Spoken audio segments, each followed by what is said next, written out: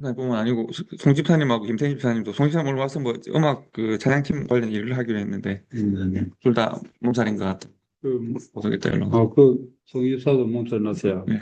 저도 이번 주에 약을 엄청나게 그냥 약을 때려 먹었었어요. 그래가지고 그냥 열 확 내고 그냥 지나가려고. 아, 최 집사님 들어오셨군요. 네, 안녕하십니까. 네, 안녕하십니까. 네. 우리 정 집사님 잠시 기도해 주시면 시작할까요? 정동 집사님 기도해 주시면. 예, 오늘 시작하겠습니다.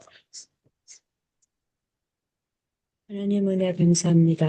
오늘도 저희들 사랑하사 이 청나무 교제로 함께 모여서 예배 드릴 수 있도록 은혜 베풀어 주셔서 감사합니다.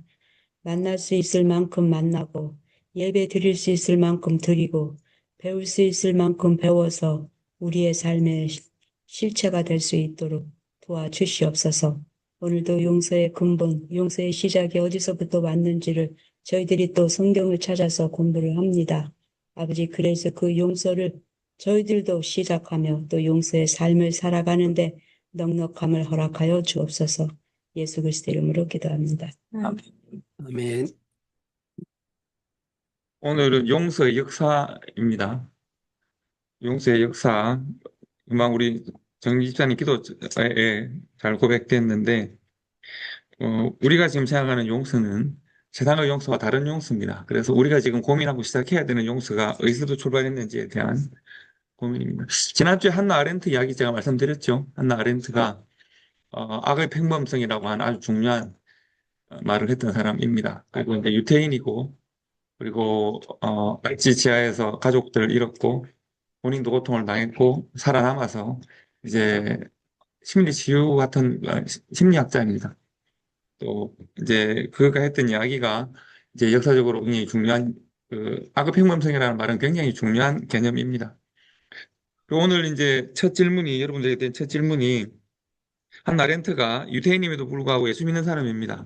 그리고 그가 했던 말에서 이런 말이 있습니다. 인간사에 있어서 인간 역사의 영역에서 용서라고 하는 것에 참된 역할을 발견한 사람은 예수였다. 이렇게 말을 합니다. 그러면 이렇게 물어볼 수 있습니다. 그러니까 예수님 외에, 예수님은 스스로 하나님이시잖아요. 예수님 외에 다른 종교에서 용서가 있을까요? 없을까요? 용서의 개념은 기독교밖에 없나요? 있죠. 하지만 개념이 다른 거죠. 아, 원래 처음 말씀하신 부담이 많습니다. 어떻게 다른지 이야기 한번 해봅시다. 기사님 생각하시기에 어떻게 그렇게 돌리세요? 카메라 쪽으로 테이프타임이 민망해 보인다. 아 그래? 이렇게 지금 인사하십시오.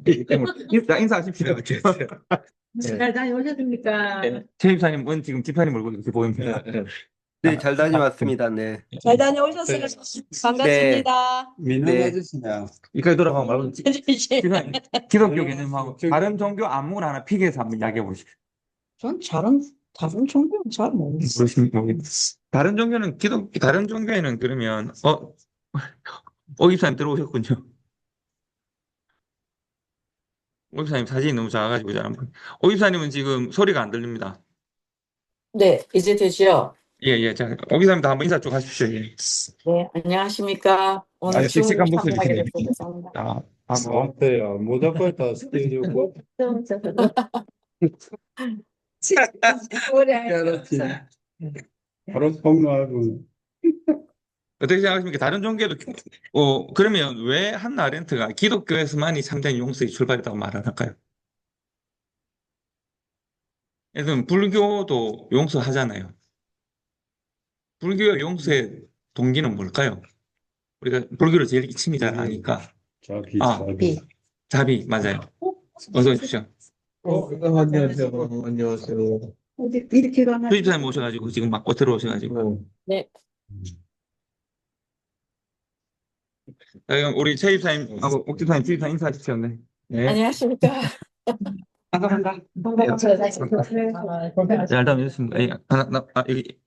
제가, 자, 그러면, 불교는 자비가 어떤 동기라고 말을 할 수 있겠습니다. 그죠? 유교는 뭘까요?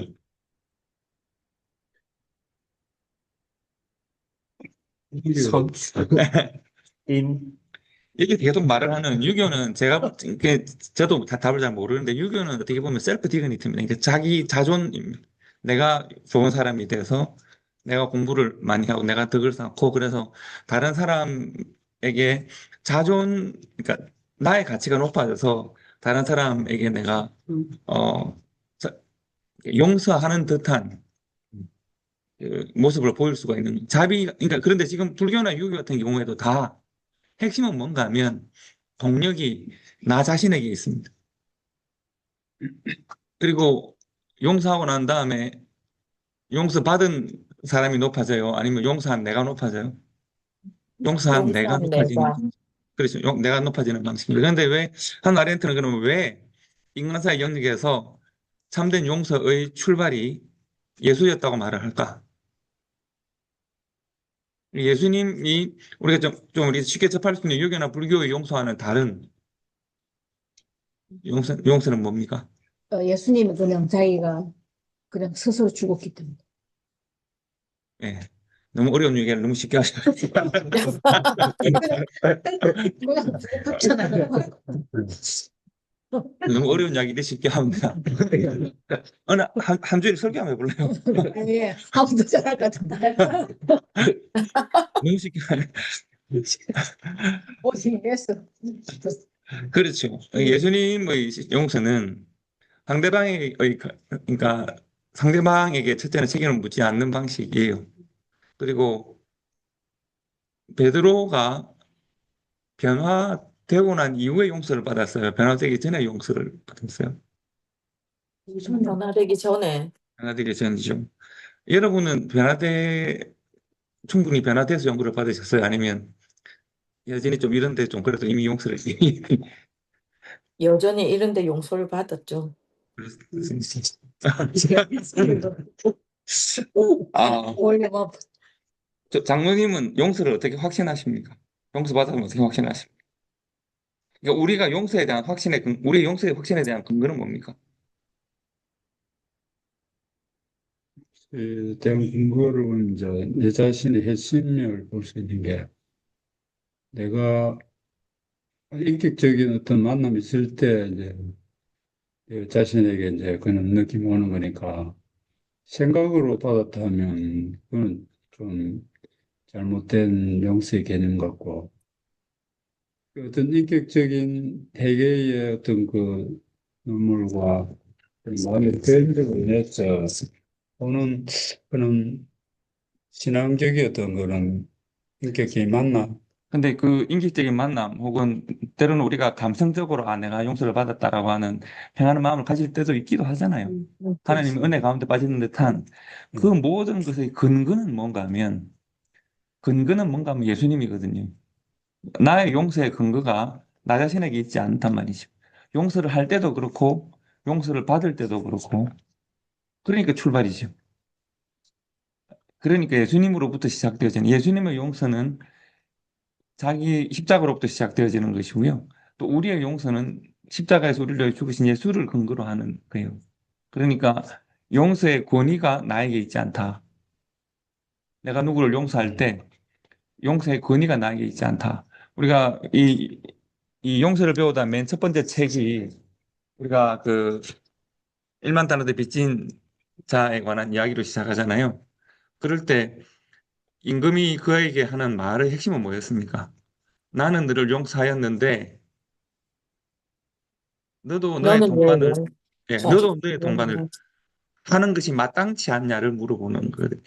그러므로 우리의 용서의 의무와 혹은 용서의 가능성, 그러니까 용서받을 수 있는 가능성과 용서할 수 있는 가능성, 혹은 용서를 받았다는 확신이 있다면 용서의 의무, 이 모든 것의 근거는 예수 그리스도의 십자가의 은혜에 있다. 그렇기 때문에 출발이 그럴 수밖에 없는 거예요. 그런데 이 예수라고 하는 신은 다른 모든 신과는 특별한 존재거든요. 혹시 남자분들은 그리스 로마 신화 좀 관심이 많은 집하고 그리스 로마 신화 좀 보셨습니까? 네, 좀 부담. 그죠? 그리스 로마 신화는 되게 재밌습니다. 그죠? 인간 사회를 그대로 옮겨놓은 듯한. 인간 사회를 그대로 가져놓은 듯한 사람이 느끼는 갈등이나 뭐 분노나 감정이나 심지어 뭐 아주 아주 그 깊은 사랑까지도 신들이 그대로 다 하거든요. 신은 그 그리스 로마 신화에 나오는 신들과 인간 세상과의 차이는 뭡니까? 차이는 능력이 탁월하고 막 음, 괴수의 능력을 가진 것 외에는 별로 없어요. 그들이 우리보다 더 인격적인 것도 아니고 그래서 로마 신화에 나온 신들이 대단히 뭐 오히려 우리보다 더 질투가 많고 더 잔혹하고 막 그렇거든요. 그러면 고대인들은 왜 그런 신을 만들었을까요? 왜 그 당군은 왜 곰하고 결혼했을까요? 음, 호면이라 사람들 운명하고 있어. 예. 사람 되고 난 다음에 예. 그러니까 웅녀라는 존재는 도대체 왜 태어났을까요? 당군이 보니까 보자. 당군이가 아들이죠. 맞아. 그렇죠. 환인하고 네. 웅녀 아들이 네, 당군이죠. 어쨌든 간에 운. 왜 한국 사람들은 그 동물과 신과 뭐 이런 것에 투영을 해서 민족성을 만들어내고 왜 그리스 로마 신화의 수많은 신들은 사람보다 때로는 더 나쁘고 악하고 싸우고 다투고 사랑하고 막 배신하고 막 왜 그럴까요? 잔혹하고 막 이러거든요. 그 고대로부터 모든 사람들은 신들에게 자신들이 만들어내는 신들에게 자신의 인격성을 부여한단 말이에요. 내가 그래서 뭐 그래야지 자기가 자기 어떤 잘못이나 자기의 추한 모습도 변명거리가 생긴다고 생각을 하거든요. 그렇죠. 그렇기도 하고요. 그렇게 말씀 잘하셨습니다. 네. 그리고 또 내가 못하는 걸 그가 해주면 어떻게 돼요? 뭐 속이 속도 시원. 시원하죠. 예. 네. 저는 그 불교 제가 한 말씀드린지 모르겠는데 불교에서 제일 재밌는 그 신이 하나 있는데 불교는 왜 모두가 다 신이 될 수 있잖아요. 천수관음이라는 거 들어보신 적 있습니까? 네. 천수관음이 뭔가 하면 천수가 숫자가 손숫자인데 천수관음은 등 뒤로 손이 쫙 이렇게 있거든요. 자, 지금 왜 사람 손이 왜 1000개나 있을까요? 관음은 뭔가 하면 관자는 볼관자고 음은 소리음자거든요. 그러니까 1000개의 손을 가지고 있는 보살이 집사님의 모든 신음이나 눈물이나 고통을 그냥 듣는 게 아니라 다 느끼고 보는 거예요. 그러니까 나의 모든 신음, 고통, 눈물을 다 알고 나를 위해 1000개의 손으로 나를 도와주는 사람, 그 존재가 천수관음이에요. 그러면 왜 그런 존재를 만들었을까요? 누가 나를 좀 긍휼히 여겨주고 내 소원을 다 들어주면 좋겠거든. 그러니까 그런 존재를 막 인격성을 부여하면 존재를 만들어내는 거죠.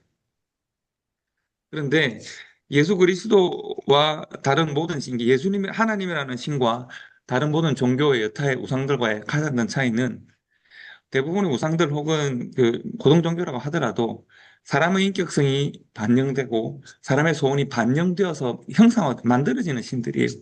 신의 개념이 만들어지거든요. 그런데 우리가 믿는 이 신앙은 어떤 이 신앙인가 하면 계시되어지는 신앙이에요. 계시라는 말은 사람이 만들지 않는 하나님이 만들어서 우리에게 가르쳐 주시는 신이거든요. 그러면 이제 충돌점이 생기겠죠. 어떤 점이 충돌할까요? 하나님의 계시로 만들어진 신앙과 사람의 소원이 충돌하는 지점이 발생해요. 그 제일 큰 충돌이 언제 일어났을까요? 그게 십자가예요. 왜요? 하나님의 뜻으로 이 땅에 하나님이 나는 이런 신이다라고 하는 그것을 보여주는 가장 적극적인 논리가 예수 그리스도이신데 사람은 그 예수 그리스도를 받아들일 수가 없거든. 우리의 소원이 투영되어진 신을 좀 만나면 좋겠는데 하나님이 사람들의 소원에 반영되는 신이 아니라 하나님의 뜻으로 신을 보여주시거든. 그러니까 어떻게 해요? 사람이 그 신을 십자가에 못 박는단 말이죠.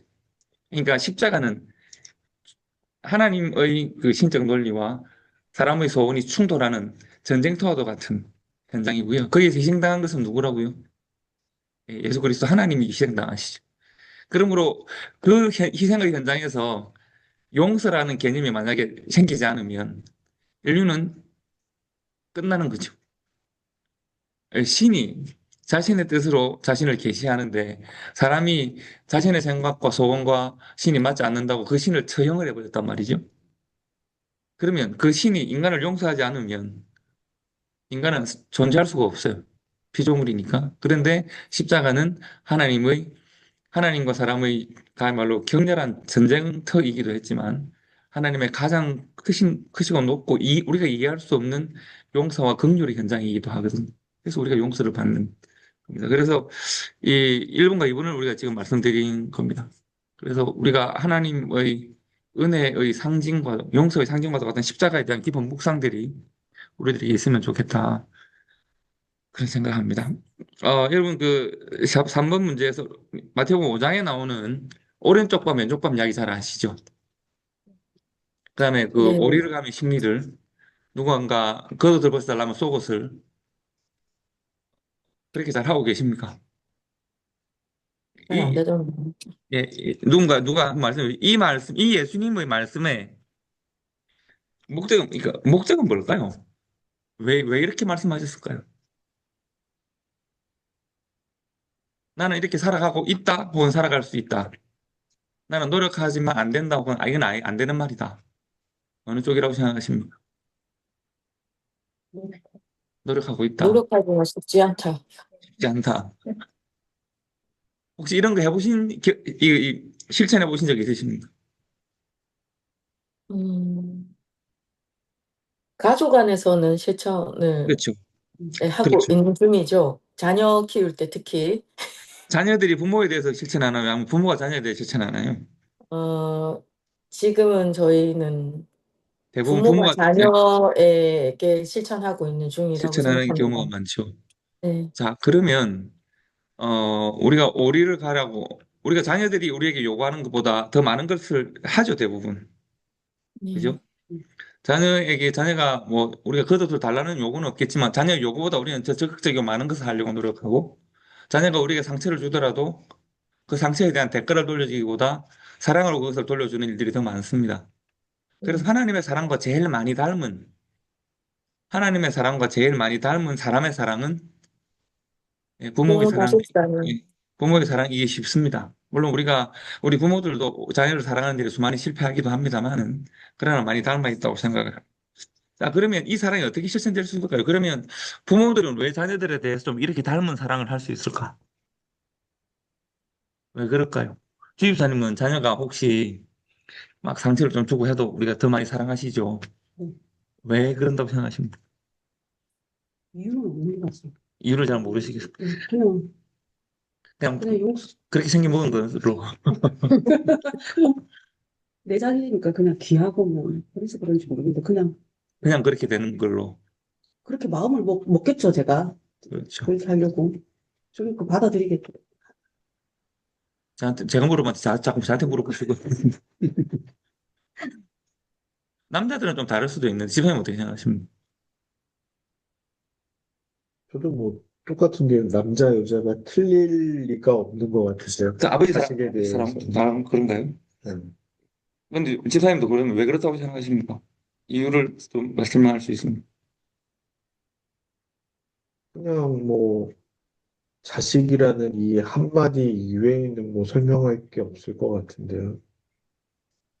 하나님을 만나기 전에는 아이들이 나를 통해서 나왔다고 생각을 했어요. 우리 부부를 통해서 이제 내 자식. 근데 이제 하나님 주신 선물이라고 생각을 하고 나서는 네. 이제 진짜 아이들을 하나님 주신 선물이니까 잘해야지라고 생각을 했거든요. 근데 이게 처음에는 내 아이, 우리 부부를 통해서 나온 아이이기 때문에 무조건적인 사랑이 했었던 것 같아요. 지금은 하나님 주셨으니까 더 잘할. 이미 잘 되고 있는 거군요, 그러니까. 그래도 이 사람이 성공을 좀 하시고 계신 상황, 성공할. 그 말씀하고 4번 말씀하고도 한번 연결해 보십시오. 제가 지금 예를 몇 개 들려다가 안 들고 예를 빼버렸는데, 사실은 원수를 사랑하라는 말도 불가능한 말 아닌가요? 원수가 사랑이 되나요? 잘 안 되죠. 근데 원수 하면은, 그러니까, 직접 저희한테 원수라고 할 만한 그런 일은 아직은 없으니까. 그렇죠. 근데 이제 뭐, 극단적인 내용의 이렇게 예를 들어, 그런 사람들은 진짜 원수일 것 같긴 한데 아직은 그런 일을 접한 적이 별로 없어서 태극교회 있을 때 표현 늘 원수를 사랑하라면 늘 우리 그 어르신들이 하는 말이 그럼 김일성도 사랑해야 되나 이런 것도 물어봤거든요. 처음에 예, 예. 저희 어렸을 때 늘, 공산당은 예, 싫어하는 늘 이거 물으면 이거 하면 그럼 뭐 김일성 사랑해 이런 이야기 했는데 그런데 한번 생각해 보면 나는 김일성한테 직접적으로 피해본 건 사실 하나도 없어요. 사실은 내가 더 많이 분노하는 것은 나에게 손해를 조금 끼치고 나에게 나를 분노하게 한 가까운 사람들에게 훨씬 더 많거든요. 사실 음, 먼데 있는 누군가가 나에게 스트레스를 주진 않아요. 내게 피해 끼치지는 않고 늘 내 감정이 소모되고 내가 분노하거나 화를 내거나 하는 건 내 주변에 있는 일들이 많거든요. 그리고 사실 여기서 말하는 원수는 대단히 관계적인 원수, 그러니까 막 부모를 죽인 원수, 뭐 이런 게 아닐 수도 있습니다. 위험의 대상, 나의 분노의 대상을 말하는 걸 수 있습니다. 그렇지 않을까요? 왜 그 가까운 남편이나 아내도 때로 원수처럼 여겨질 때가 있죠. 아니야, 자식도 지금 자식이 민수다 그 순간에도 있고 아이 원수야 뭐 이런 어, 있죠. 있죠. 살다 보면 뭐 그런 경우 많이 생길 수 있죠. 제가 볼 때 네. 장로님은 한국 사람을 그렇게 생각 안 하실 것 같은데. 안 그러지. 안 그래요. 그게 내적인 면을 보면 이뭐 엄청 이제 극단적인 예가 아니고 이제 개인적으로 감정이 이렇게 쌓이다 보면 어떤 때는 막 어디 가봤으면 좋겠다. 와, 저는 한 번도 이런 생각한 적이 없습니다. 아니 예를 들어서 이제 지금 이 감정이 쌓이면 이혼해야 되겠다. 그게 아닌 잠깐 어디 갔으면 좋겠어. 그냥 별걸 좀 떠나봐서 잠깐. 아니 예를 들어서 이제 그런 마음들이 문득 이번에 일부러 그런 건 아니시죠? 고생 감정은.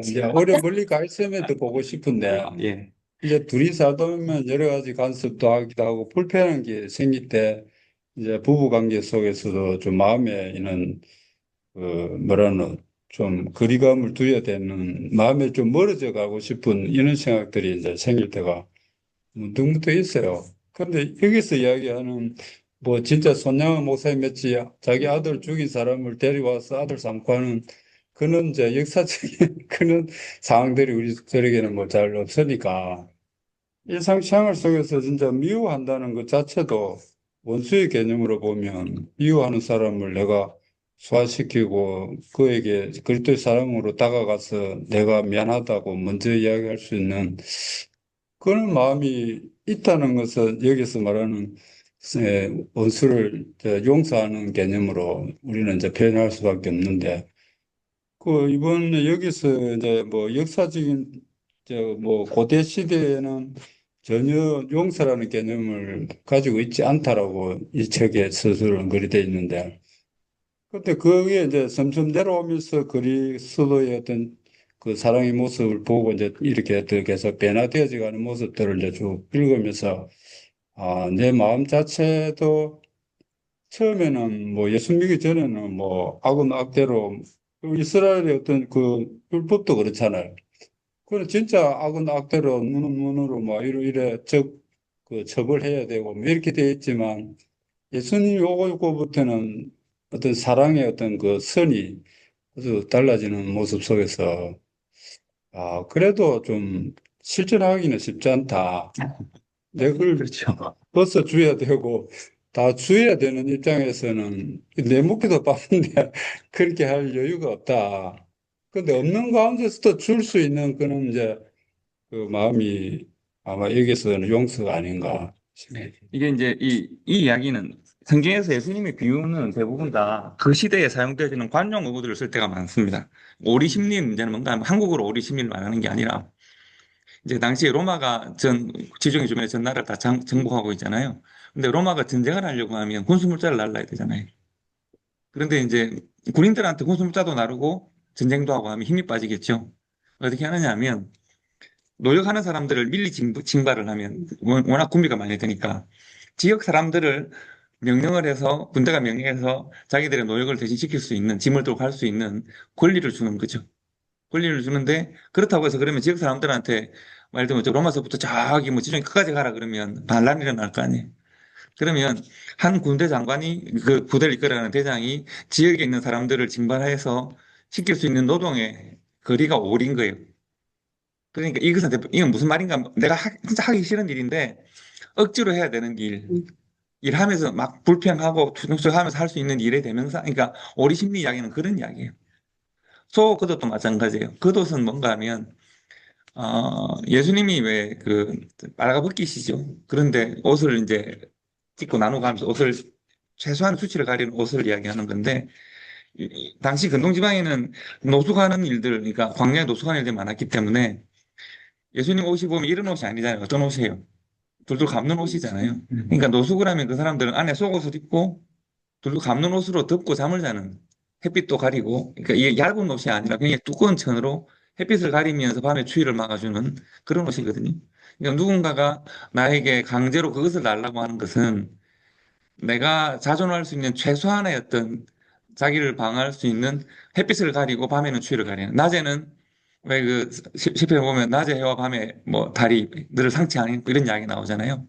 낮의 해와 밤의 달을 로 하여금 나를 해치지 못하도록 나를 보호할 수 있는 최소한의 수단이 그 도시예요. 그래서 낮에는 햇빛을 가리고 밤에는 추위를 좀 보호하는. 근데 그것을 누군가 달라고 하면 라고 하는 거예요. 그러니까 누군가가 상당히 악한 의도를 가지고 나의 악을 행하는 것인데 그러면 속옷까지도 라고 하는 말은 어떻게 보면 그 당시에 누군가가 나에게 폭력을 행할 때 폭력에 저항하기보다 오히려 선으로 악을 이기라는 말씀과 같은 이야기예요. 더욱더 선을 행함으로 상대방의 악을 넘어서는 삶을 살아라는 이야기가 그 이야기고요. 오른쪽 밤, 왼쪽 밤 이야기도 더 마찬가지. 이게 대부분, 이게 제일 그 대표적인 이야기가 오른쪽 밤, 왼쪽 밤 이야기인데, 사실 누군가가 내 가만히 내 뺨을 때려도 큰일이잖아요. 근데 누군가가 내 오른쪽 밤을 때리는 건 더 큰일이에요. 왜 그럴까요, 집사님? 유대인들 그 똑지방에서는, 이제 인도 사람 마찬가지, 특히 근동지방에서는 청결하지 않아요, 사람들이. 오른손, 왼손은 구별되어져요. 오른손은 먹는 손, 왼손은 닦는 손이에요. 오른손은 좀 거룩하고 왼손은 좀 지저분하고 뭐 그런 거예요. 근데 누군가가 내 오른쪽 뺨을 때리려면 어떤 손을 쓰게 해요? 오른쪽 손. 왼쪽 손을 써야 상대방 오른쪽 뺨을 맞출 수 있어. 왼쪽 아, 손을 집사님이 제 오른쪽 뺨을 때리려면 집사님 왼쪽 손을 쓰셔야 됩니다. 지금 오른손 쓰고 있습니다. 지금 제 그것도 입장에 되는데 어떻게든지 한번 보여주십시오. 오른손 어떻게 쓰는지 보여주십시오. 이렇게 치면 됩니다. 이렇게 그렇죠. 이렇게. 최 이사님이 굉장히 유리한, 굉장히 그 뭐랄까, 굉장히 제로 말씀하시는데요. 혹은 왼손을 쓰든지, 왼손을 안 쓰려면 내가 오른쪽 방 때는 어떻게 되느냐 하면 손등을 써야 돼요. 왼손을 쓰는 것도 상대방을 모욕하는 일이고요. 손등으로 다른 사람을 치는 일도 그 당시 유대 문화에 굉장히 상대방을 모욕하는 일이에요. 그러니까 주먹으로 치는 것보다 주먹으로 치는 것은 때려서 이기려고 치는 거라고 하면 손등으로 치는 거나 왼손으로 치는 것은 모욕을 주기 위한 거예요. 그러니까 상대방이 가지고 있는 악한 의도에 대한 이야기예요.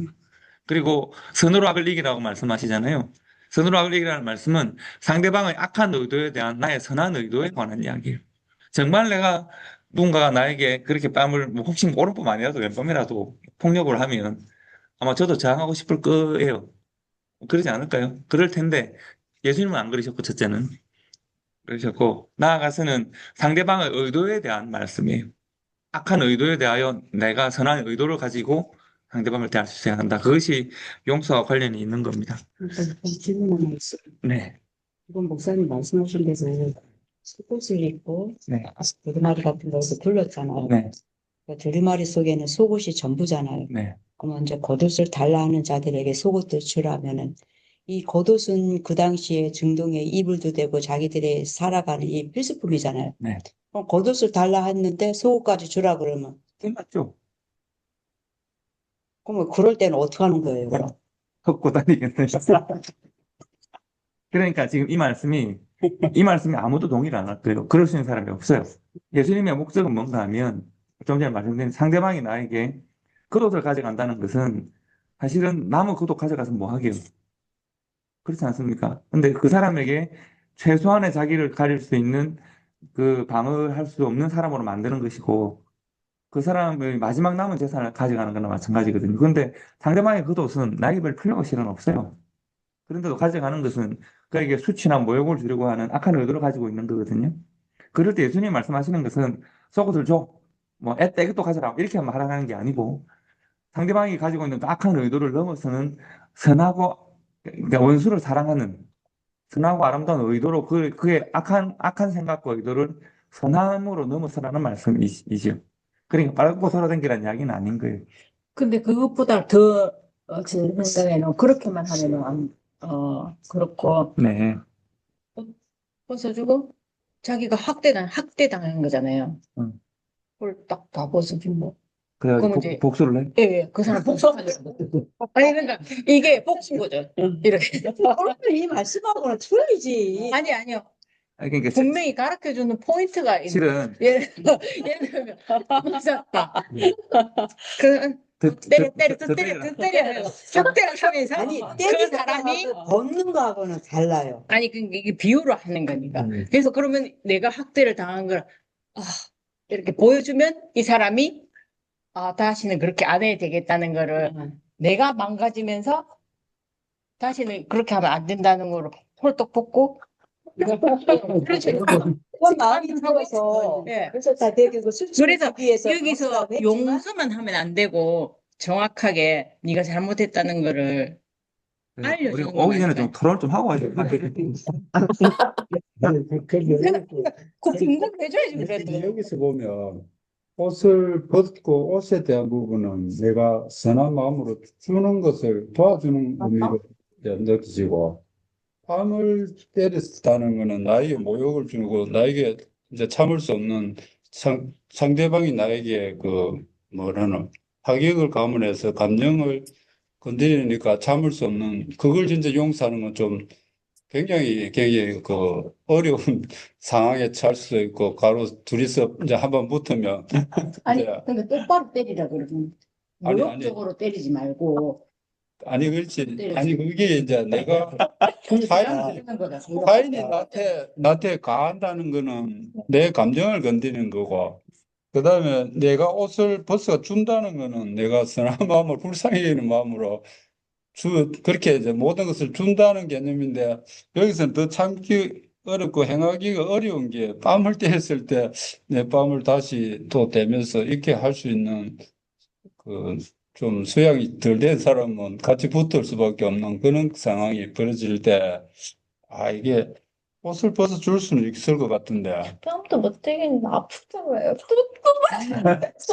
그게 아니고 이제 감정을 내가 상대방이 먼저 때렸다. 저는 이 부분에서 네. 이 사건들이 나 자신한테 벌어진다면, 뭐, 그래요, 뭐, 왼밤도 돌려대라고 했으니까 돌려댈 수 있고, 속옷 주라고 했으니까 속옷까지 줄 수가 있겠어요. 그런데, 아까 소대 얘기했듯이 자녀 또는 내 가족들한테 그런 일이 벌어지고 있다면, 뭐, 좀 이상할 수도 있겠지만, 내 자녀가 학교에서 학폭을 당해서 집에 왔어요. 보니까 눈이 방팅이 돼 있고 입술이 터져 있어요. 맞았다라는 거죠. 그럼 그 때리는 애를 용서해야 되는데, 과연 용서할 수 있을까 하는 생각이, 나 자신한테 벌어진다면 나는 용서할 수 있겠어요. 용서하라고 했으니까. 그런데 내 자녀에게 당한 일, 내 부인한테 당한 일, 자, 정리를 좀 하겠습니다. 때리는 걸 용서하지만 니는 이만은 이게 억울하게 그 무명을 쓰는 경우도 있잖아요.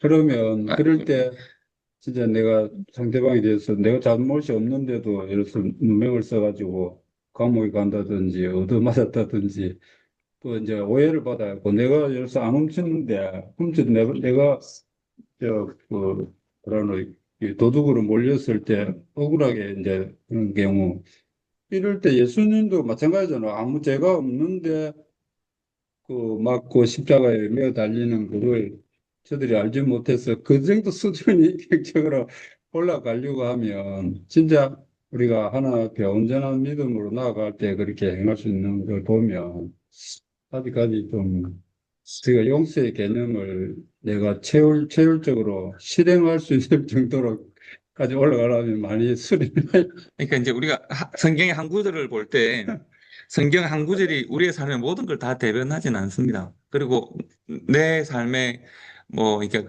삶의 성경 말씀의 적용을 또 이렇게 성경 한 구절에서 누가 날 때리면 또 내가 한 때려줄까 뭐 이런 방식으로 성경을 적용하는 것은 뭐 이렇게 뭐랄까 성경의 풍성한 의미를 좀 축소시킬 가능성이 있습니다. 그러면 오늘 우리가 지금 고민하고 있는 그 오른쪽 밤, 왼쪽 밤을 말씀드리면 예수님께서 이 말씀을 하신 의도가 있을 거 아니에요. 그러니까 어떤 비유의 말씀이나 이 상징이잖아요. 누군가가 말을 오른쪽을 밤을 때려서 상당히 생각해보자. 예를 들면 이렇게 비유법을 쓰시는 거잖아요. 모든 비유법에는 목적이 있습니다. 여러분이 이 비유를 써서 말씀하실 때 목적이 있잖아요. 그 목적은 이미 예수님께서 말씀하셨습니다. 내가 너희들에게 말하는데 악한 자를 대적하지 말라라고 하는 목적을 딱 말씀하시고 이게 대적이 아닌 거죠. 그러니까 우리 사모님이 만약에 내가 겉옷까지 확 벗으면서 겉옷부터 달라니 속옷을 확 벗어주면서 애따 모르겠다 하는 그런 건 아니라는 거지. 그렇게 알려주는 건 아니에요. 그렇게 정의를 시켜주는 거. 그러니까 그 목적이 아니고 성경 예수님이 말씀하시는 것은 악한 자를 대적하지 말라. 다른 말로 하면 상대방의 악이 나를 컨트롤하는 방식으로 가서는 안 되는 거예요. 상대방의 악에 대한 대응으로 내가 또 다른 행동을 하는 게 아니에요. 지금 예수님께서 말씀하시는 것은 상대방이 오른밥을 쳤어요. 그럴 때 내가 그와 사용하는 오른쪽 팝을 같이 치든지 뭐 하면 상대방이 내 행동을 컨트롤하는 거죠. 그런데 나는 늘 왼쪽 뺨을 댈 수 있는 사람으로 살아가고 있는 거예요. 나는 늘 속옷도 벗어줄 수 있는 사람으로 살고 있는 것이고 예수를 믿고 난 다음에는 나는 늘 심리를 기꺼이 누군가를 도와줄 수 있는 누군가가 나에게 해를 끼치거나 선을 행하거나 세상이 나에게 어려운 일을 행할지라도 뭐 세상의 어떤 나에 대한 행위와 관계없이 나는 늘 선한 삶을 살아가는 이미 내 삶의 동기가 바뀌어버린 거지. 내 삶의 동기가 예수를 믿고 난 다음에 바뀐 삶을 살아가라는 그런 말씀입니다. 그것이 5번 볼까요? 5번 한번 전도서 말씀을 다 같이 읽어봅시다. 전도서 3장 10절 11절 말씀 다 같이 읽어봅시다. 시작. 하나님이 인생들에게 인생들에게 노고를 주사 주사 애쓰게 애쓰게 하신 하신 것을 내가 것을 내가 보았노라. 보았노라. 하나님이 하나님이 모든 모든 것을 것을 지으시되 지으시되 때를 때를 따라 따라 아름답게 아름답게 하셨고 하셨고 또 또 사람에게는 사람들에게는 영혼을 영혼을 사모하는 마음을 사모하는 마음을 주셨느니라. 주셨느니라. 그러나 그러나 하나님이 하나님이 하시는 하시는 일의 일의 시종을 시종을 사람으로 사람으로 측량할 수 측량할 수 없게 없게 하셨다. 하셨도다. 아멘. 그러니까 이 땅에 일어나는 수많은 일들, 저 사람은 왜 내 오른뺨을 때릴까? 왜 내 옷을 달라고 할까?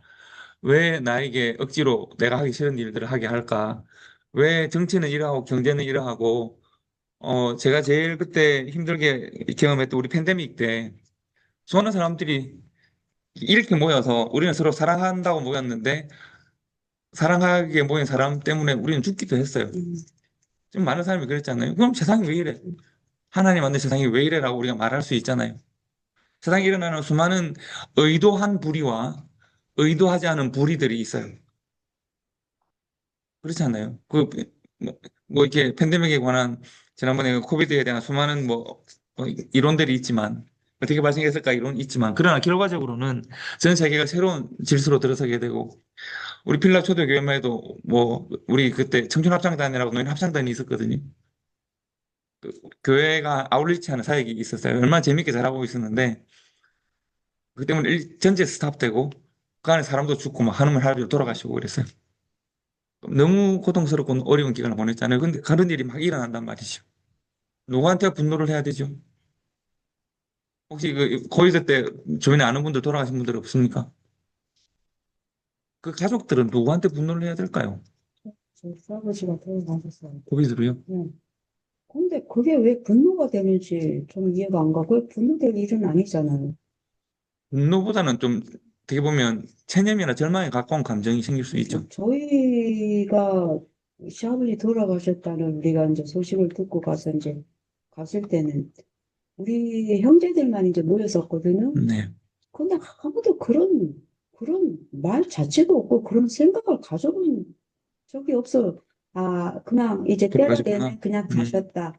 코로나 때문에 가셨다. 이게 아니라 코로나라는 것을 통해서 하나님이 이 생명을 이때 이렇게 데려가셨구나. 그냥 그렇게 생각을 했지. 그거를 가지고 뭐 원망을 하거나 뭐 이상한 생각 한 번도 우리는 가져본 적은 아직은 없어요. 그러니까 집사님은 지금 사람에게는 영혼을 사모하는 마음을 주셨느니라고 하니 영혼이라는 말이 앤드레스 러브를 말하는 게 아니고요. 하나님의 시간에 관한 거예요. 사람의 시간과 하나님의 시간이 있는데 사람이 사람의 시간에 집중하고 살아가면 코로나는 이해할 수 없고 분노스러운 거예요. 그런데 사람이 하나님의 시간을 깨닫는 순간 아까 말씀하신 대로 도대체 코로나라는 질병이 누가 나한테 옮긴 거야? 분노할 수도 있고 왜 이걸 만들어서 적대감을 품을 수 있고 그 이후로 얼마나 많은 증오감이 많이 발생했습니까? 사회적으로 증오가 많이 발생했었거든요.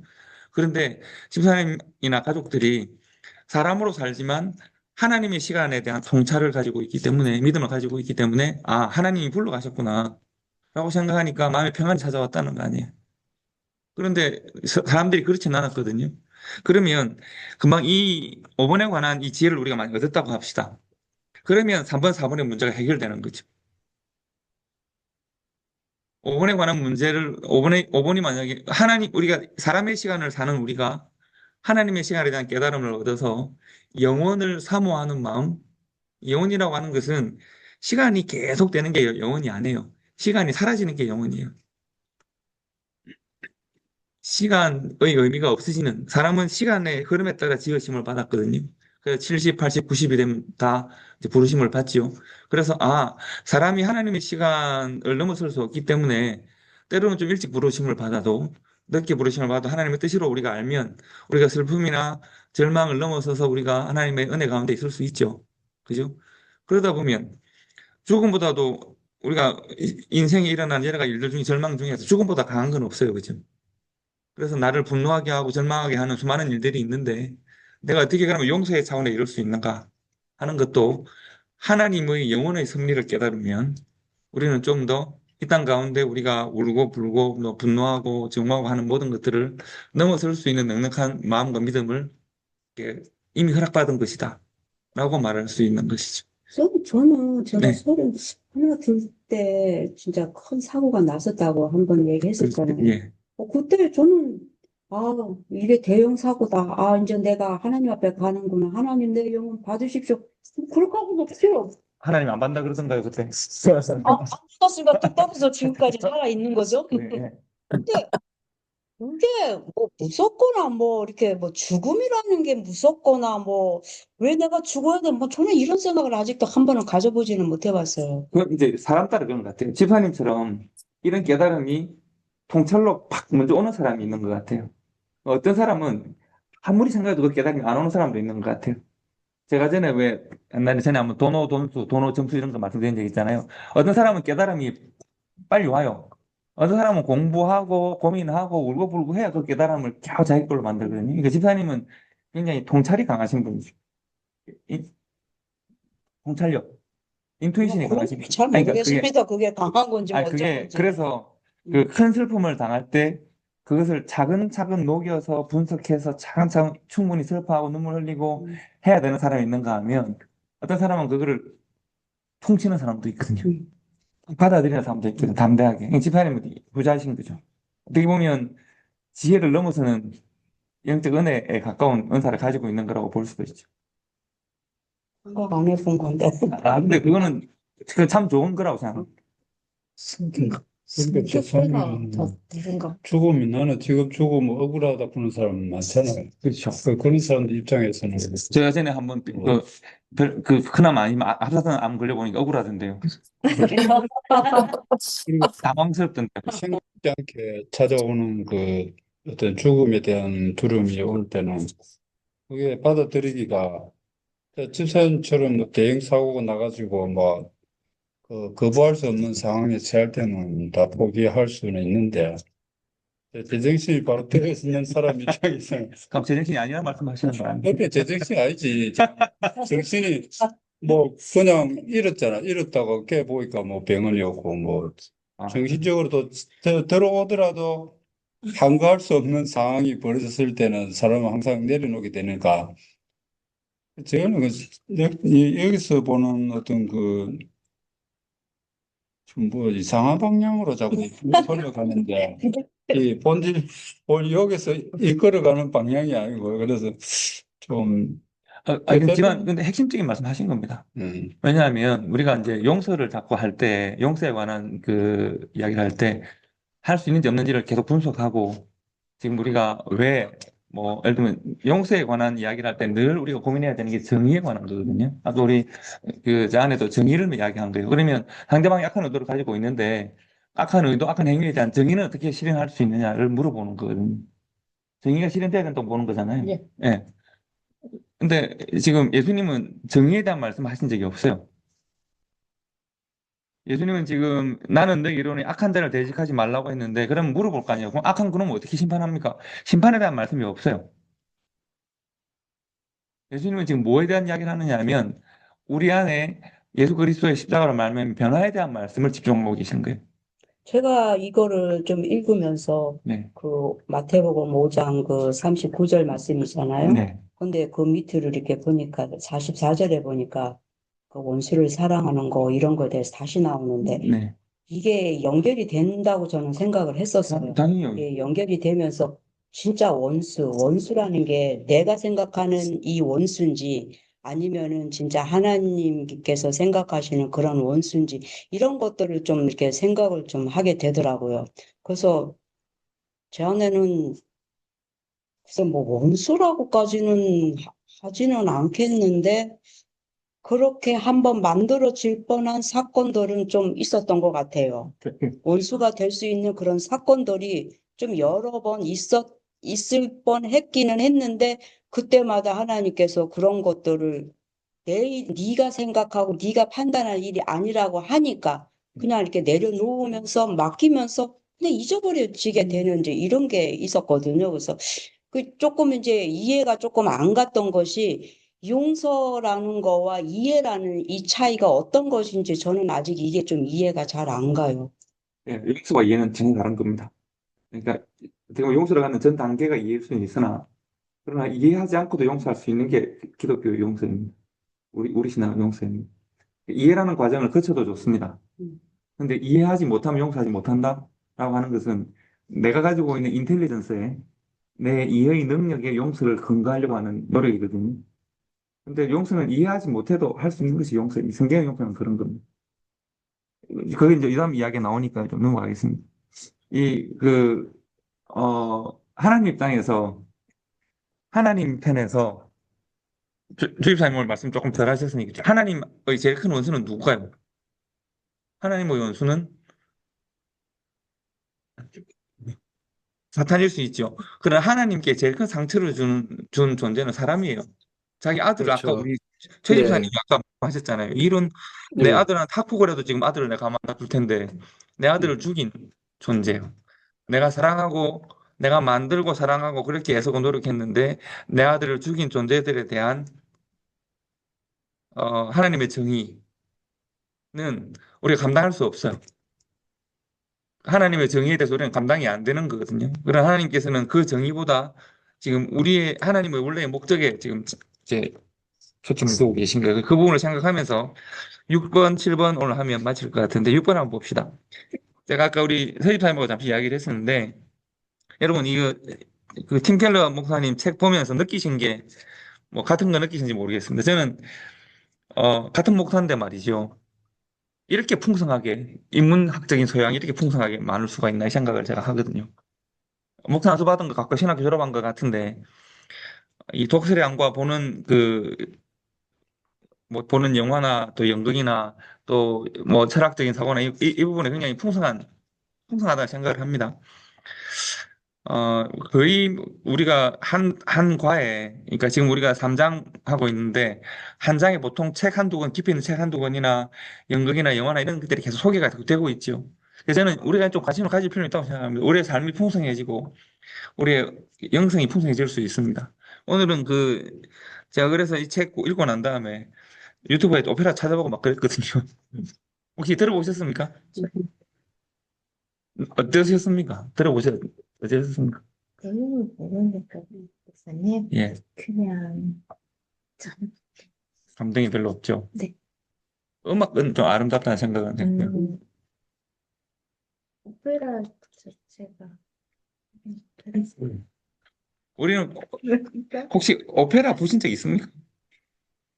보십니까? 오페라 보신 적? 사모님 오페라를 보신 적?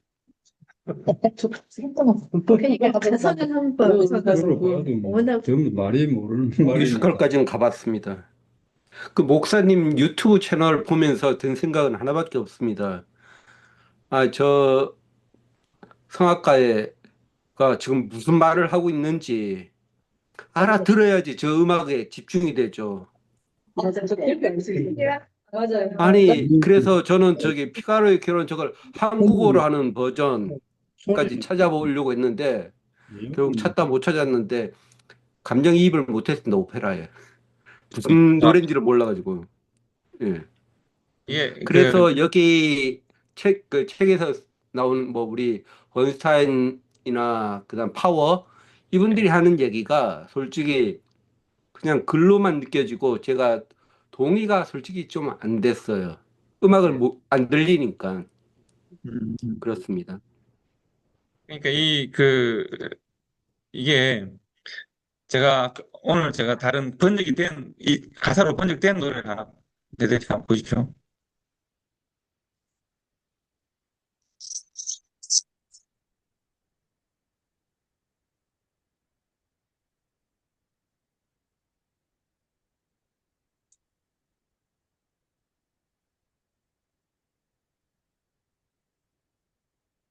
제로 몇 개 이상해서. 밑에 forgiven is forgive. 예, 그러니까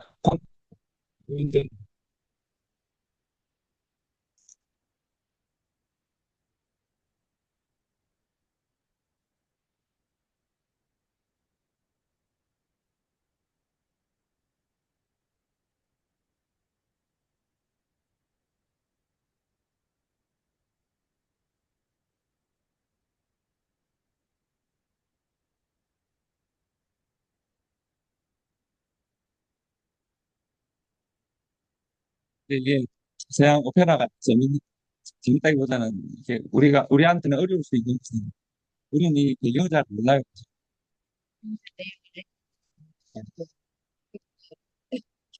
예, 내용 알고 지금 이 파트에서 예. 음악을 예. 와요. 자막이라도 그래요? 있으니까 저 오페라 가수들의 표정과 손짓이 이해가 되는 거죠. 예, 네, 이해만 되는 거죠. 이해는 근데 돼요. 이제 그러니까 내용을 아니까 음, 그리고 지금 서로 좀 용서 예. 받아주고 용서도 하는 부분이니까 근데 그냥 들으면은 그렇죠. 전혀 전달 가사도 알고 네. 배경도 네, 배경을 알면 그러니까 알면 엄청 감동적인 그렇죠. 내용이 될 수 있어요. 이건 좀 제가 오늘 공부와 조금 동떨어진 이야기 하나만 더 하면 이제 그런 거 있습니다. 그러니까 하나님이 인류 문화에 허락하신 유산들이 있습니다. 문학적인 뭐 또 문화적인 유산들이 있습니다. 근데 이제 사실 한국 사람들은 살아내느라 바빠서 그 문화 유산들을 좀 향유하고 즐기는 일은 좀 이런 잘 못했습니다. 최근에는 좀 이게 많아지긴 했죠. 제가 많아지는 게 대중문화 쪽으로 좀 더 많아지는 데입니다. 그렇긴 한데 제가 미국 와서 이렇게 좀 한참 열심히 활동을 많이 할 때 주변에 그 신부님 또 뭐 기자 또 원불교 또 이런 분들 몇 분하고 매주 식사를 한 적이 있습니다. 매주 몇 년 동안. 왜냐하면 이렇게 만나보기 너무 재밌는 거예요. 다른 종교 사람들하고 만나보는 게 너무 재밌고 기자 이 사람이 이제 우리를 사람을 모아 주도를 했는데 너무 친근하게 잘 지내줬습니다. 근데 이제 그 원불교 하시는 분이 원불교는 교무라고 하더군요. 교무인데 자기들도 MDB 과정을 해요. 우리가 하는 MDB 과정, 신학 과정을 하는 거예요. 한 사람이 박사 그 논문을 썼는데 저한테 부탁하는 거예요. 그러니까 자기가 그 문화에 관한 종교 문화에 관한 논문을 쓰고 있는데 종교 미술 그 기독교가 서양 문화와 같이 역사와 같이 하면서 수많은 그 예술적인 기독교 특히 미술에 관한 걸 가지고 있잖아요. 그러면서 하는 말이 나이가 비슷한 목사가 생각하는 서양 기독교, 특히 서양 미술에 관한 좀 생각을 좀 말해달라는 거예요. 그리고 대표적으로 당신이 좋아하는 미술 작품은 뭔지를 물어보더라고요. 내가 또 그냥 알겠습니다 하고 내가 생각을 해보니까 내가 아는 거는 미켈란젤로 천지창조 이런 거, 또 다윗상 이런 거, 실제로 그게 왜 좀 만들어졌는지, 어떻게 만들어졌는지, 왜 그게 중요한 작품인지 사실 저는 아무것도 몰라요. 저는 미술 작품을 즐길 줄은 모르거든요. 저는 중학교, 고등학교 다닐 때 미술부였어요. 그림 그려가지고 공고상보다 그림상이 더 많았거든요. 그런데 정작 문화유산에 관한 통찰이나 지식이 없어요. 즐긴 적이 없어요. 근데 제 친구 중에 하나가 네덜란드 가서 공부를 하면서 반고흐에 관한 책을 두 권, 세 권을 썼어요. 그런 친구가 있거든요. 뭐 얘기 한번 볼 수 있는 기회가 될지 모르겠는데 그 친구는 고흐에 관한 책을 몇 권이나 쓰고 있거든요. 이거 그게 고흐가 왜? 했더니 이 무식한 놈 모른 서양 미술이 가지고 있는 깊이를 특히 기독교 관련 있는 깊이를 모른다라고 하는 거예요. 그런데 우리가 지난번에 그 당자의 비유할 때 돌아온 당자 그 보셨잖아요. 그 그림 하나가 가지는 힘이 굉장하거든요. 수많은 사람들이 그 그림을 근데 저는 나중에 렘브란트가 어떻게 그 작품을 쓰기 만들었고 어떤 사람이 그 렘브란트의 작품 앞에서 눈물을 흘리며 회심했고 하는 이야기를 나중에 이제 뭐 듣게 되는 건데요. 우리가 그런 이제 인문학적인 소양들을 우리가 믿음의 기반으로 좀 가지는 것은 참 좋겠다 생각을 하고 이런 좋은 책을 우리가 함께 읽으면서 책을 통해서 그 책이 용서를 배워도 용서도 배워야 되겠는데 용서라고 하는 이야기를 하기 위해서 얼마나 풍성한 문화적 유산의 뿌리를 내리고 있는가를 우리가 좀 깊이 생각해 보면 좋겠다 이런 생각을 합니다. 그래서 이런 콘데서 페르도노라고 할 때 우리는 풀 뜯어먹는 소리를 하지 마시고 이걸 통해서 말하고자 하는 바가 뭔지를 좀 깊이 생각해 볼 필요는 있습니다. 자, 그러면 이 부분에 들어가면, 자, 우리 사모님 음악 전공이시니까, 그, 피가로 결혼에 대한 소개를 좀 해주시면. 네? 무슨 결혼이요? 피가, 결혼이니까. 네 결혼 말고 피가로 결혼이고.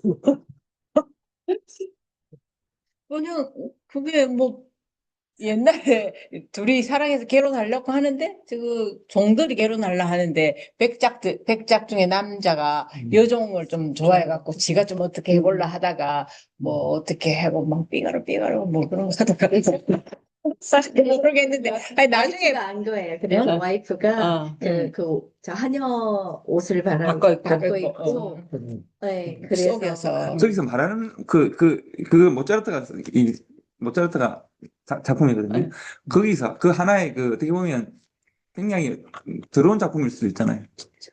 말도 안 되는 작품일 수도 있잖아요. 귀족이 자기 와이프가 눈독 짚을 살아있는데 백작이나 되는 사람이 그런 일이 옛날에는 비일비재했었으니까. 중요한 말씀하셨어요. 그럼 이 작품이 가지고 있는 의미는 그때 오늘날로 보면 이런 부조리한 일이잖아요. 귀족이고 나이 많은 백작이 어리고 젊은 자기의 종을 사모해서 그때는 모차르트가 지을 때는 뭐가 있었냐면 당시에는 그 중세 시대에는 귀족들이 초약권이라는 걸 가지고 있었어요. 초약권이 뭘까요? 경험을 예, 내가 예를 들면 내 모든 내 예종들은 다 내 거예요. 예종들은 다 내 거야. 그래서 척경험을 내가 가져가는 게 내가 소유라는 거죠. 근데 그거를 인권이 개념이 좀 생겨나서 그걸 없앴단 말이죠. 그런데 지금 피가로 결혼 나온 이 백작은 그걸 되살려서 여종을 피가로하고 결혼을 앞두고 있는 여종을 내가 가지려고 하는 그런 내용이에요. 단순히 뭐 여종을 사랑했는 얘기 아니라 그 시대가 보여주는 시대상을 지금 말을 하고 있는 그 시대에는 그런 부조리하고 악한 일들이 많이 일어났고 또 귀족이니 백작이니 아무리 어깨에 힘주고 막 이렇게 좋은 거 먹고 좋은 옷을 입어도 또 여종을 사랑하네요. 여종을 막 연모하는 마음을 또 그 백작 부인도 또 유혹을 당하고 막 이러거든요. 사람은 똑같아요. 사람은 서로 사랑하고 하는 일이 똑같이 사람이 백작이라고 해서 뭐 나는 아주 뭐 빛나는 사랑을 하고 피가로가 하인인데 천박한 사랑을 하는 것이 아니라 오히려 피가로의 사랑이 고결하고 백작 부인의 사랑이 귀하죠. 뭐 그런 이야기들을 시대상을 보여주고 뭐 그런 우리가 가지고 있는 인간의 그 평등함도 보여주고 뭐 여러 가지들을 함께 이 하나의 문화작품이라고 하는 것은 그런 것들을 함께 말을 하는 거거든요. 자, 그런데 이 레너드 번스타인이라고 하는 이 사람이 누군지 모르겠는데 기독교 신앙이 없음에도 베토벤 음악을 들으면서 베토벤의 음악이 베토벤이 뭐 운명 이런 거 많이 있을 거 아니에요.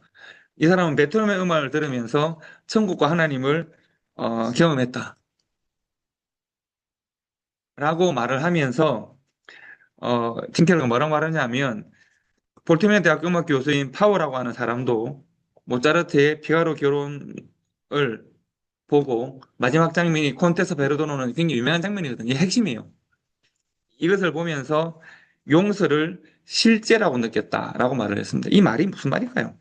용서는 실제다 이 말이 무슨 말일까요? 아까 우리 여러분들에게 하셨던 말씀들이에요. 그러니까 용서는 집사님 집에 앞에 있는 사과나무가 있었나요? 감나무가 있죠. 무화과나무도 있고. 왜 이 나무에는 감이 열리고 왜 이 나무에는 무화과가 열릴까요?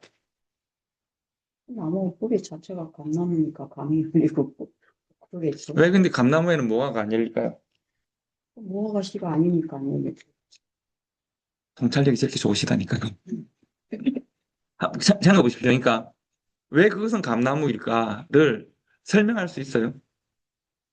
감나무 자체를 설명을 하라고요? 그러니까 왜 감이 그러니까 감나무가 이렇게 물어볼 수 있죠. 나는 무화과를 맺고 싶은데 라고 했을 때 너는 감나무이기 때문에 감이 나올 거야.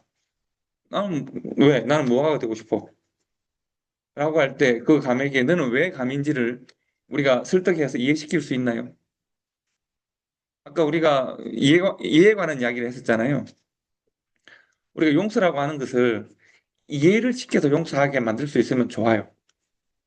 때로는 이해도 사람이 가지고 있는 논리적인 거나 이해도 우리의 믿음의 중요한 부분이거든요. 그런데 믿음은 이해를 넘어서는 차원이에요. 여러분, 우리의 믿음이 논리적 설득으로 가능한 것이 아니었잖아요. 이 부분이 좀 이해가 되시면 좋겠어요. 그래서 저는 콘테스트 베르도는 이야기를 왜 했을까를 생각해 제가 이해한 방식은 그겁니다. 이 부분을 통해서 팀 켈러가 말하고자 하는 바가 뭐였을까? 그 백작 부인이 조금 전까지만 해도 제 여종을 좋아해가지고 막 사모해서 막 이렇게 어떻게 해보려고 하다가 모든 게 다 실패로 끝났어요. 이렇게 면사포를 벗겨 보니까 자기 여종인 줄 알았는데 보니까 자기 와이프가 또 이렇게 얼굴을 또 있고 뭐 너무 수치스러운 일들이 다 드러났어요. 내 수치가 다 드러났어요. 그러니까 그 백작이 드디어 콘테사가 그 콘테사 백작 부인 이름이거든요. 페르도노는 용사라는 이야기예요. 나를 용서해 달라고 용서해 달라고 뭐 콘테사 페르도노 콘테사 뭐 이러더군요. 몇 분 들어간 노래를 지금 다 외우면 그 그렇게 했을 때 여러분들은 용서하고 싶으세요?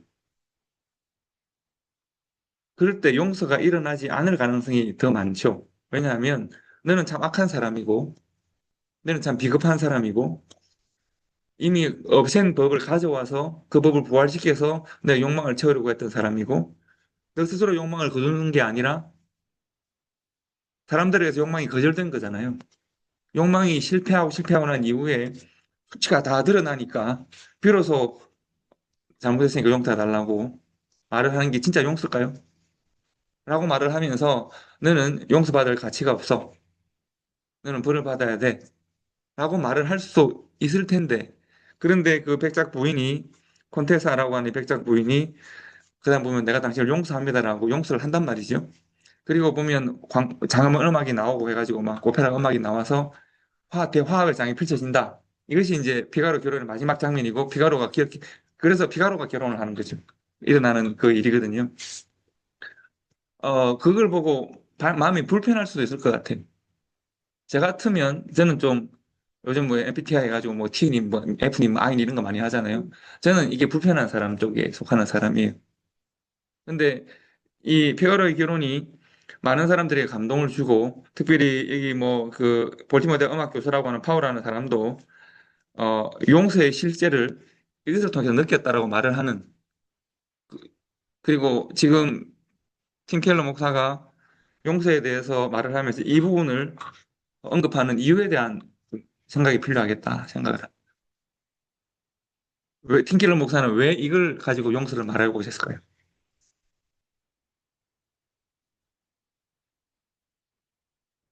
용서는 굉장히 불편한 감정입니다. 제가 판단할 때는 그렇습니다. 신세대 선생님은 그 당시에는 솔직히 이 백설도 용서를 구하지 않아도 될 상황이라면 근데 그거를 안 해도 되는데 용서를 구한 거잖아요. 안 해도 돼요. 저기가 백적이고 뭐 이런 것쯤이야 아무렇지도 않은 상황인 시대잖아요. 근데 용서를 구하니까 그래서 그 용서가 와이프한테 전해졌고 그 와이프는 또 그 용서를 받아줬고 그래서 음, 하지도 않을 수 있는 권위나 권력을 가지고 있음에도 불구하고 용서를 했기 때문에 용서를 그 구했잖아요. 용서를 구했기 때문에 같이 있는 것이다. 그리고 또 그걸 또 와이프는 받아주잖아요. 와이프 입장에서는 안 받아도 너무 좋잖아요.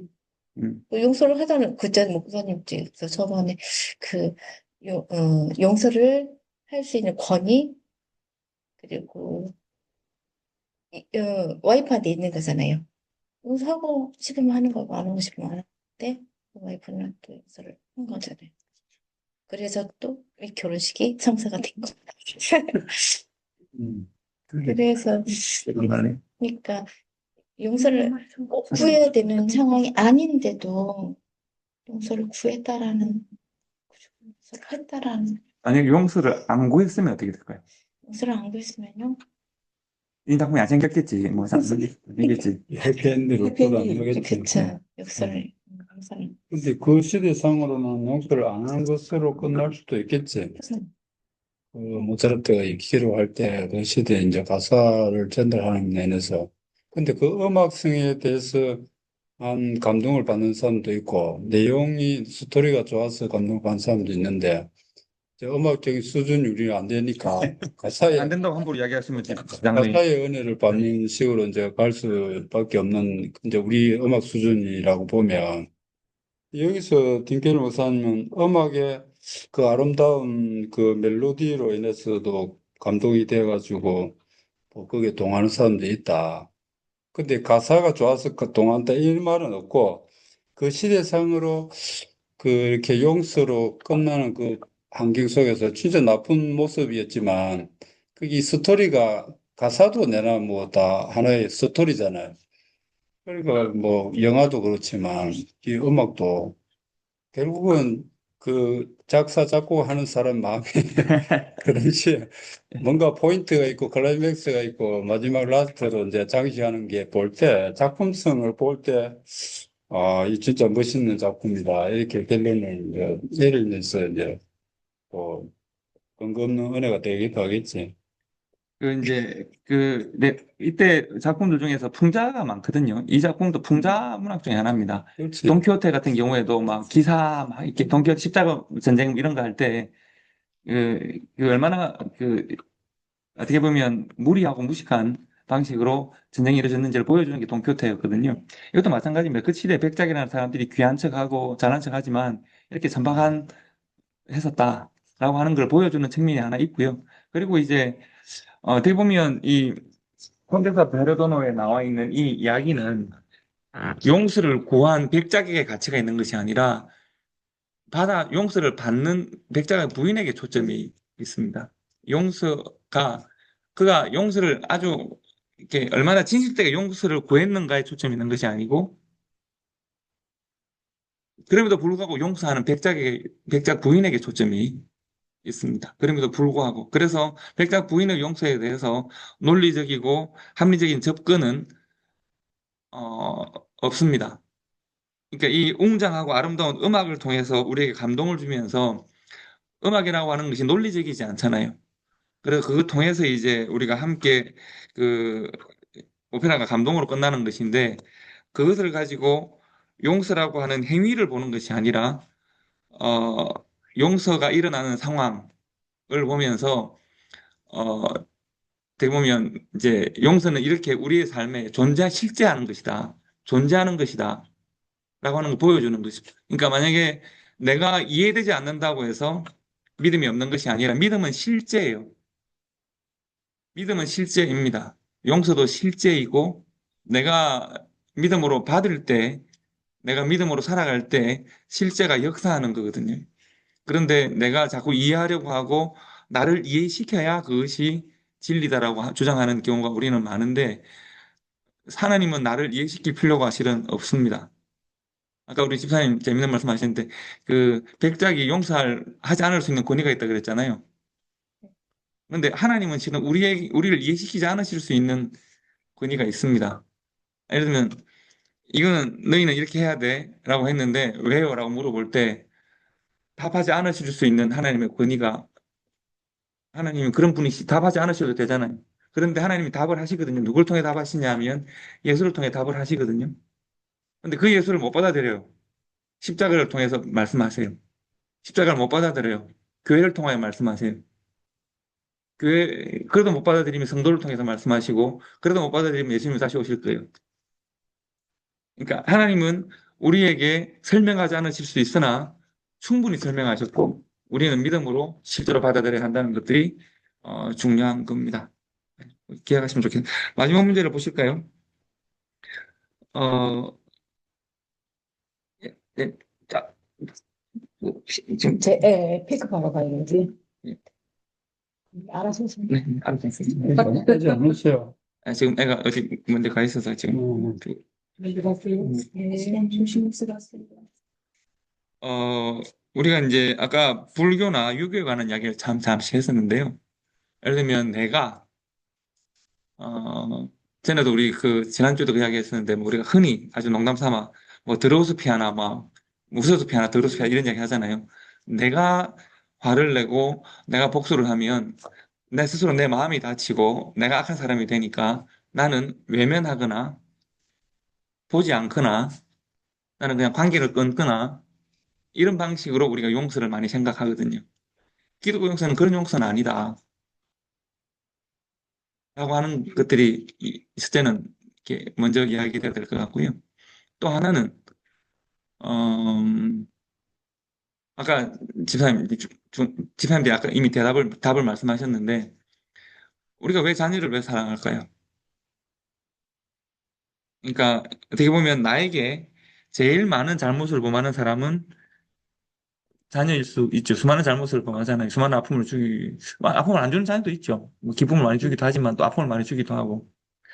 또 나에게 제일 많은 분노와 아픔을 주는 사람은 또 내 남편이 아닐 수도 있거든요.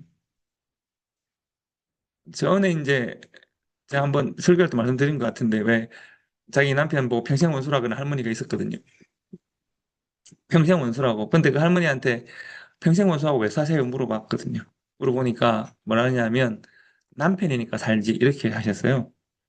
남편이니까 살지라는 말은 무슨 말인가 하면 남편에게 위로가 되는 말이죠. 만약에 잘못을 다 파고들면 참 감당할 수 없는 사람일 텐데 남편이라는 관계가 나의 잘못을 덮는 거예요. 아들이라고 하는 아들과 엄마라는 관계, 주입사님과 아들과 주입사님의 이 관계가 아들의 연약함을 덮는 거거든요.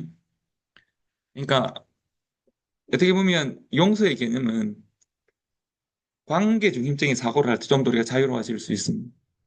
하나님과 우리의 관계가 이미 허락되어졌죠. 그러니까 왕과 임금이 일만 다는데 빚진 사람이 뭐라고 말을 합니까? 내가 너에게 해한 것처럼, 즉 너와 나의 관계가 이랬던 것처럼 너도 나와의 관계를 그에게 전할 수 없었느냐를 물어보는 거거든요. 그러니까 관계 중심적일 때는 관계 속에 일어나는 일들에 대해서 우리가 좀 자유로울 수 있습니다. 관계가 지켜야 되는데 행위를 물어보면 관계가 깨질 수 있습니다. 저는 요즘 그런 생각합니다. 제가 이혼 상담하면 그런 이야기 많이 하는데 아까 그 할머니 할아버지 이야기 제가 많이 들려주거든요. 젊은 사람들이 관계 중심의 사고를 하면 나한테 잘못한 것들을 좀 넘어설 수 있습니다. 그런데 행위 중심적으로 사고를 하면 관계가 깨집니다. 용서가 안 되거든요. 어떻게 그럴 수 있어? 나한테 그렇게 되는 거잖아요. 그러니까 관계 중심의 사고를 해야 합니다. 하나님은 나에게 관계를 허락하셨습니다. 관계는 대부분 언약으로 다가옵니다. 하나님과 우리의 관계는 언약되어진 거거든요. 그리고 우리가 결혼할 때 뭐 합니까?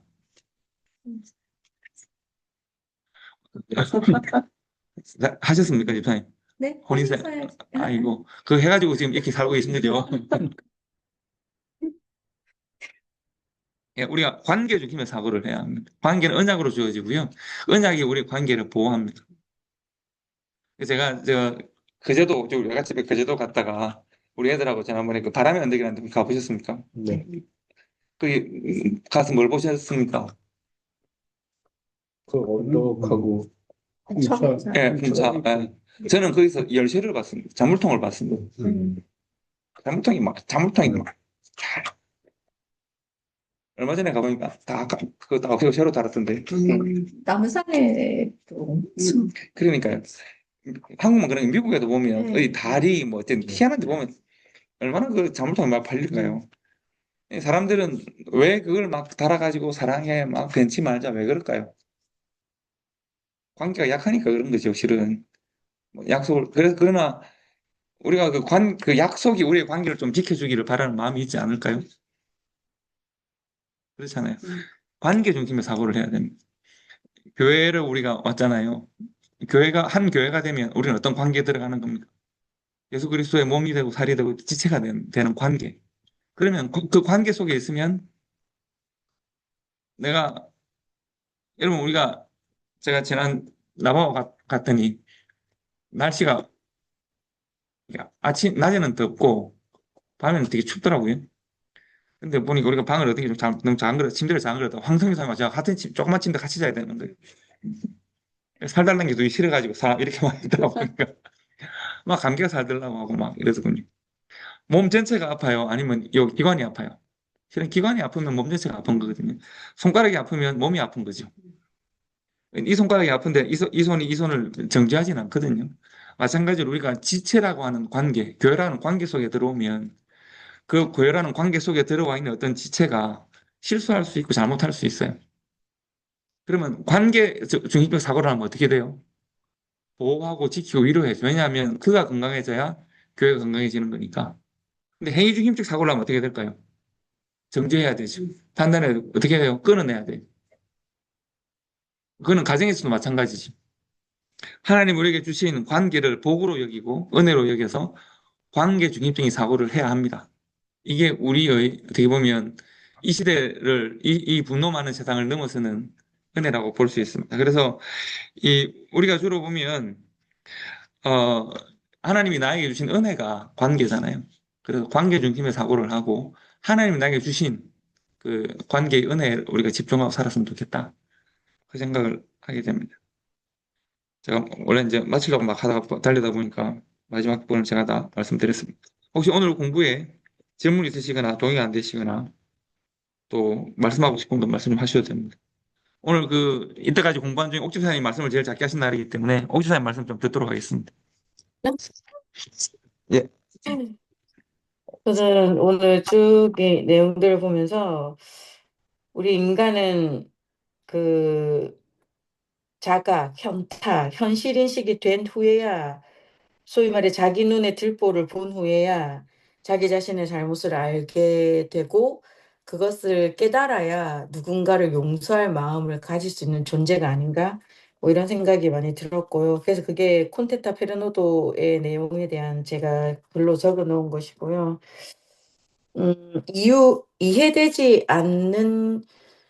이해되지 않는다고 해서 실제하지 않는 것은 아니다. 매우 중요한 말씀이다. 이 생각으로 오늘 제 서머리는 마무리하도록 하겠습니다. 최 집사님도 선물 좀 해주십시오. 최 집사님? 예, 네. 여전히 계속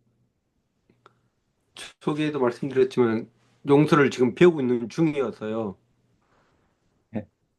지난 한 주 아까 제가 짧게 얘기했지만은 계속 이 용서 말씀을 계속 마음에 새기면서 출퇴근길에 계속 생각한 게 그거였거든요. 나를 힘들게 하고 나에게 해를 가하는 것은 용서가 쉽게 되겠는데 내 자녀, 내 가족에게 하는 것을 내가 어떻게 용서할 수 있을까 하는 그 질문에 요즘 많이 기도하고 있습니다. 묵상하면서. 그런데 방금 목사님이 행위가 아니고 관계다 하는 그 말, 그걸로 또 한 주간 또 묵상해 보겠습니다. 용서에 대해서. 아멘. 또 여기 계신 분들 중에서 또 오늘 공부에 대한 느낀 점 한 번씩 말씀하시고 마칠까요? 오늘 세시사님 또 말씀 좀 듣게 하신 것 같은데.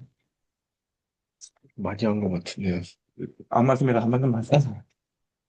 네, 우선 그 요 오페라를 한번 봐봐야 되겠다라는 생각을 해. 네. 예, 네.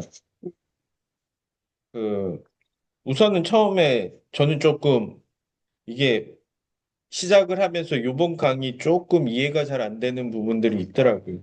그러니까 통상적으로 우리가 뭐 직관적으로 느끼는 부분들, 뭐 연민이냐 동정이냐, 뭐 또 이해 이거와 용서가 틀린 의미인가? 라는 부분들을 계속 좀 생각을 해봤었어요.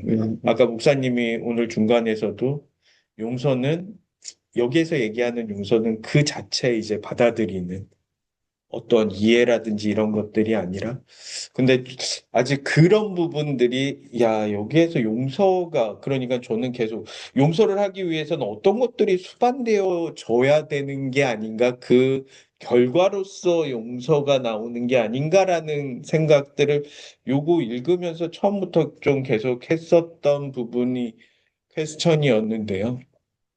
어쨌든 그 이제 용서라는 부분들은 아까도 뭐 얘기했지만 저희들이 그냥 주어진 부분들이 있고 그 부분에 대한 의미들을 좀 되짚어 보면서 산다라고 하면 어떻게 우리가 용서라는 것들을 받았는지 부분들을 좀 더 생각을 하면서 살아야겠다. 물론 실천하기는 쉽진 않다라는 거는 맞는 것 같고요. 네, 그 속에서 좀 그렇게 살아야겠다라는 생각은 들었습니다. 네. 네.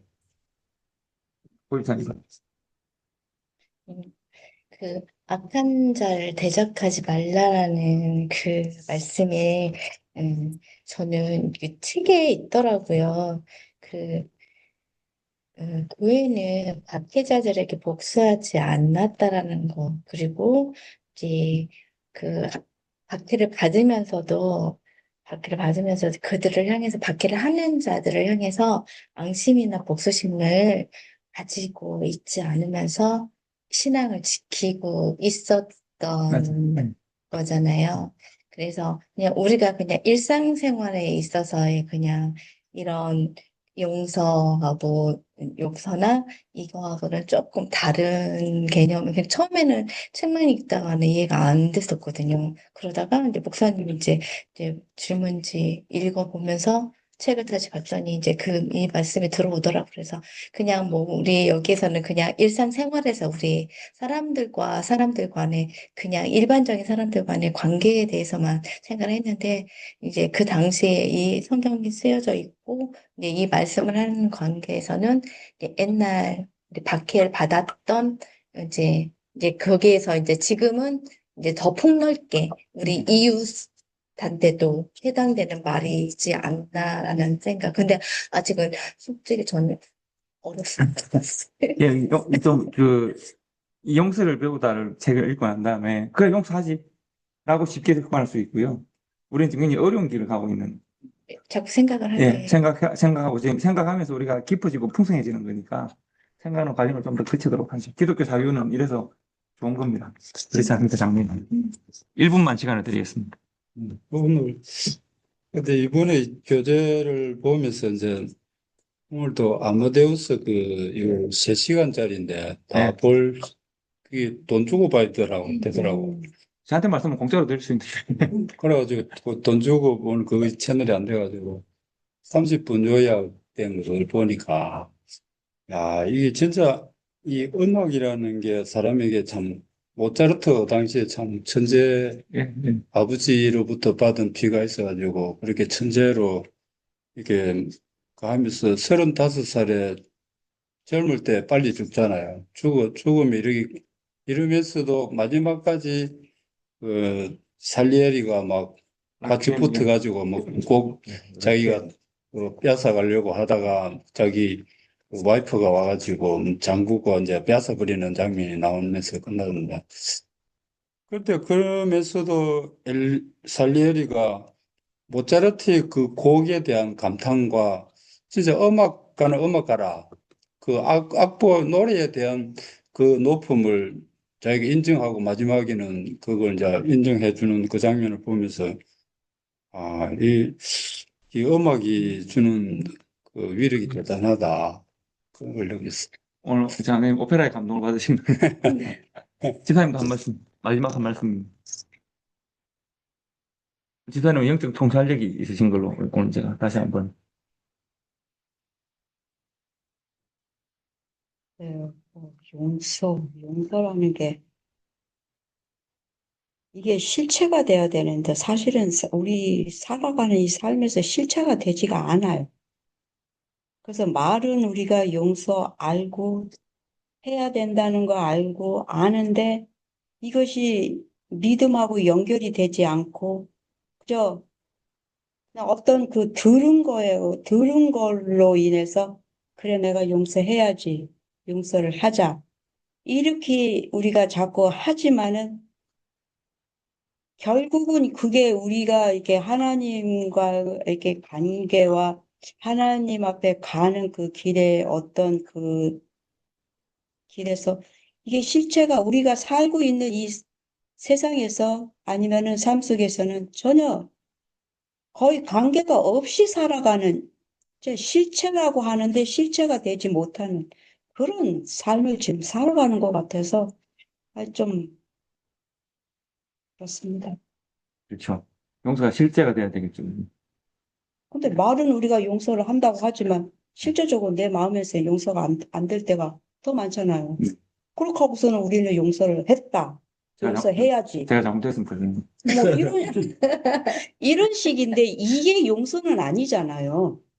근데 어, 우리는 그렇게 그냥 뭐 사람들이 말하는 수박 겉핥기로 그냥 물어서 습관으로 그냥 아는 것에서 그래 용서해 용서하자 용서합니다 용서해 주십시오 하지만 실제 우리 삶은 정반대로 살아가고 있다는 거. 이게 이제 성경이 많은 부분에 대해서 우리를 위로하는 답을 주시는 것은 아까 우리 전도서 말씀에서 보면 우리가 이 땅에 살아가는데 영혼을 사모하는 마음을 주셨는데 영혼 자체가 되지는 못해요, 우리는. 우리가 진리를 사모하는데 우리는 여전히 진리에는 늘 거리를 두고 살아가거든요. 용서도 하나님이 주시는 영혼에 가깝고 진리에 가까운 것인데 우리가 용서를 실체로 가지면 좋겠는데 말씀이 육신이 되어야 그 말씀이 실체가 되는 것인데 우리는 늘 말씀으로만 생각하는 경우가 많거든요. 용서도 마찬가지고. 그래서 집사님 말씀하신 대로 그것이 실체가 되기 위해서 우리가 부단히 또 노력하고 애써야 되는 과정이 있다라고 저는 생각한 지수 어떻게 생각하십니까?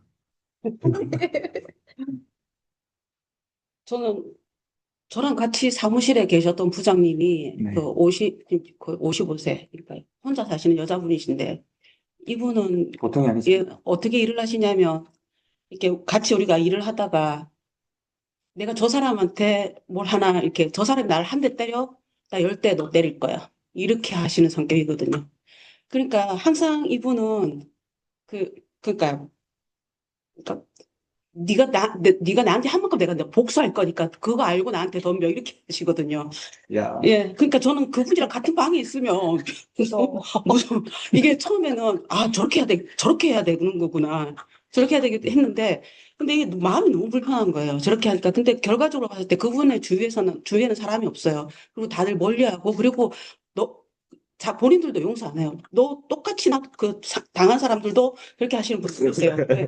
그러니까 그런 거예요. 근데 저는 저는 제가 착한 줄 알았어요. 왜냐하면 그분하고 다른 방향의 길을 간다고 하고 괜찮습니다 하고 뭐 그럴 수 있죠 하고 이렇게 했는데 제가 이거를 하면서 저는 그냥 그 관계가 그냥 불편한 관계가 싫었던 거예요. 제가 봤을 때는. 저는 그런 사람이었고 그냥 그러니까 편하게 좋게 좋게 가는 게 좋았던 사람인데 원수를 사랑하라는 이 다른 용서는 또 다른 거예요. 제가 생각했을 때는. 예, 그렇죠. 예, 또 다른 거예요. 이게 손양호 진짜 그 양아들 받은 것처럼 그게 가능할까? 막 그런 거 생각하면은 이게 입술로 고백이 잘 안 될 것 같아요. 그렇지만 이게 오늘 말씀은 그냥 저도 그건 거예요. 그냥 악한 것에 대적하지 말고 우리가 이 땅에 그러니까 하나님의 그 영혼을 보면서 그렇게 그런 마음으로 살아가는 걸 하나님이 원하시지 않을까? 네.